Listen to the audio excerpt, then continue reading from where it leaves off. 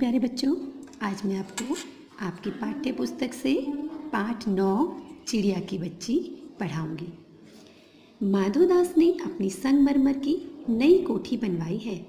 उसके सामने बहुत सुहावना बगीचा भी लगवाया है। उनको कला से बहुत प्रेम है। जो माधवदास हैं, उन्होंने संगमरमर की अपने लिए क्या बनवाई है? नई कोठी। उनके सामने बहुत सुहावना मतलब मन को अच्छा लगने वाला बगीचा भी लगवाया है। उनको कला से बहुत प्रेम है। कला मतलब प्रकृति से उनको बहुत प्रेम है।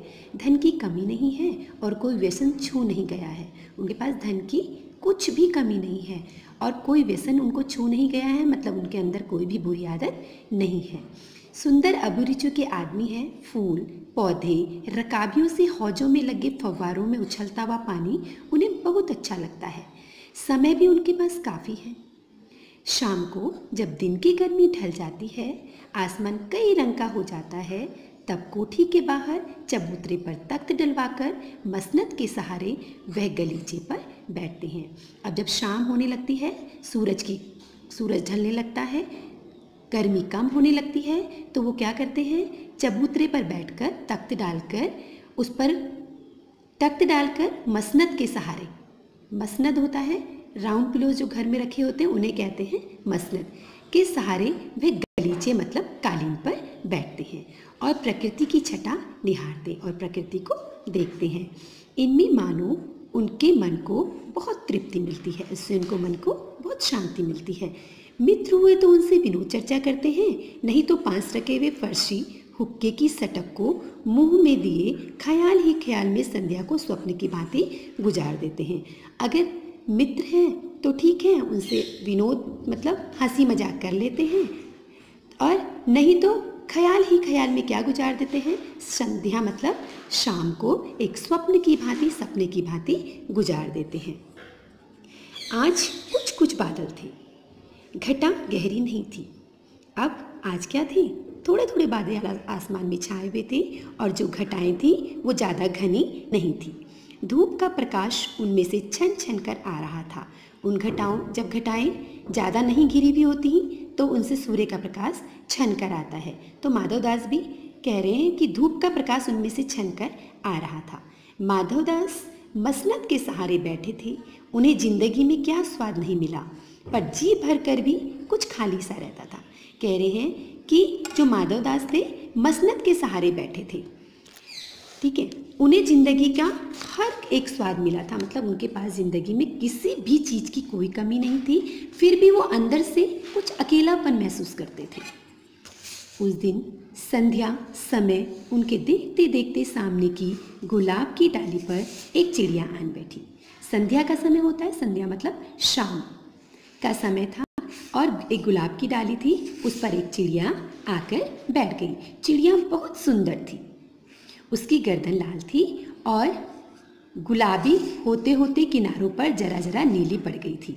अब कैसी थी उसकी चिड़िया की गर्दन? लाल और गुलाबी होते होते किनारों पर जरा नीली पड़ गई थी। पंख ऊपर से चमकदार स्याह थे, मतलब उनके उस चिड़िया के पंख कैसे थे? चमकदार। उसका नन्हा सा सिर तो बहुत प्यारा लगता था और शरीर पर चित्र विचित्र चित्रकारी थी। मतलब उसके शरीर पर बहुत सुंदर चित्र विचित्र, मतलब ऐसा लग रहा था कुछ चित्र की चित्रकारी उसके अंदर की गई हो। चिड़िया को मानो माधवदास की सत्ता का कुछ पता ही नहीं था। चिड़िया माधवदास के बारे में कुछ नहीं जानती थी कि उसके पास कितना पैसा है, वो किस तरह के हैं, और मानो तनिक देर का आराम भी उसे नहीं चाहिए था। कभी पर हिलाती थी, कभी फुदकती थी। वह खूब खुश मालूम होती थी। अपनी नन्ही सी चोंच से प्यारी प्यारी आवाज़ निकाल रही थी। चिड़िया को क्या था? वो जरा सा भी आराम नहीं कर रही थी। वो क्या कर रही थी? फुदक रही थी इधर उधर, और कभी अपने पर हिलाती, कभी फुदकती, और वह बहुत खुश लग रही थी। अपनी नन्ही सी चोंच से वो बहुत सुंदर आवाज़ें निकाल रही थी। माधवदास को वह चिड़िया बड़ी मनमानी लगी। उसकी स्वच्छंदता बड़ी प्यारी जान पड़ती थी। कुछ देर तक वह इस चिड़िया का इस डाल से उस डाल पर थिरकना देखते रहे। अब मनमानी होती है, अपने मन की करने वाली लग रही थी माधवदास को वो चिड़िया।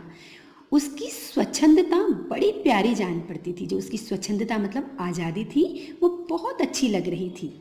कुछ देर तक वह उस चिड़िया का इस डाल से उस डाल पर थिरकना देखते रहे। कुछ देर तक तो देखते रहे कि एक डाल से दूसरी डाल पर चिड़िया जा रही थी। इस समय वह अपना बहुत कुछ भूल गए थे। उन्होंने उस चिड़िया से कहा, आओ, तुम बड़ी अच्छी आई। अब मादादा चिड़िया से कहते हैं, आओ मेरे पास आओ, तुम बहुत अच्छा हुआ तुम यहाँ आ गई। यह बगीचा तुम लोगों के बिना सूना लगता है। सुनो चिड़िया, तुम खुशी से यह समझो कि यह बगीचा मैंने तुम्हारे लिए ही बनवाया है। तुम बेठके यहाँ आया करो। माधवदास कहते हैं कि चिड़िया, तुम यहाँ आई हो, मुझे बहुत अच्छा लग रहा है। तुम बेझिझक होकर यहाँ आया करो। यह बगीचा मैंने तुम्हारे लिए ही बनवाया है। चिड़िया पहले तो असावधान रही, फिर जानकर कि बात उसकी की जा रही है वह एकाएक तो घबराई। पहले असावधान रही मतलब उसको लग रहा था कि माधवदास से उसको कोई भी खतरा नहीं है। फिर अचानक चिड़िया घबरा गई।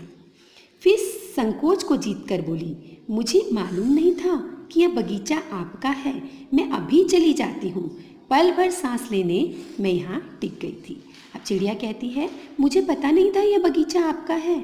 मैं तो यहाँ पर पल भर सांस लेने के लिए आई थी, पल भर का आराम करने के लिए आई थी। मुझे नहीं मालूम ये बगीचा आपका है। कोई बात नहीं, मैं यहाँ से चली जाती हूँ। आज के लिए इतना ही मेरे प्यारे बच्चों। कल मैं पुनः मिलती हूँ आपको इसी पाठ का आगे का भाग बताने के लिए। तब तक के लिए धन्यवाद।